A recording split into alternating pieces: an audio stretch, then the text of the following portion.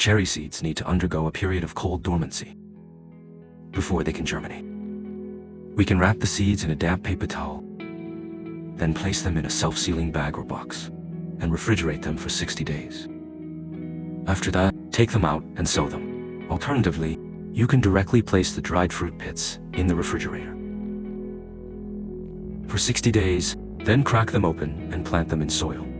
When sowing, the temperature should be above 10 degrees Celsius. This method simulates the winter dormancy process in the natural environment and the sprouting process in spring, allowing the seed to transition from an embryo stage to a growth stage. After 39 days, when the seedlings have grown 5 or 6 true leaves, they need to be transplanted into a larger pot. After 66 days, the seedlings in their new pots begin to grow leaves rapidly. After 125 days, with frequent fertilizing and watering, the cherry saplings' leaves have become larger and larger. After 212 days, the cherry tree, after 212 days of growth, has grown from a seed into a 46 centimeters tall small tree. It will still need 4 to 6 years to flower and bear fruit. If you want to shorten this time, you can graft in spring. Choose a cherry tree that has already borne fruit. Cut branches with bud points as scions, and use the seedling as the rootstock. Grafting by cleft. Grafting works best where the diameter of the rootstock and the scion is the same, which helps improve the grafting success rate. Actually, growing your own cherries is quite difficult and requires several conditions to be met.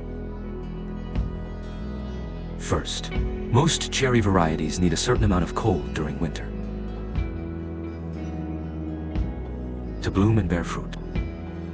They are warm-loving plants, and the average annual temperature should be between 10 degrees Celsius and 15 degrees Celsius. Winter temperatures below -20 degrees Celsius will cause frost damage.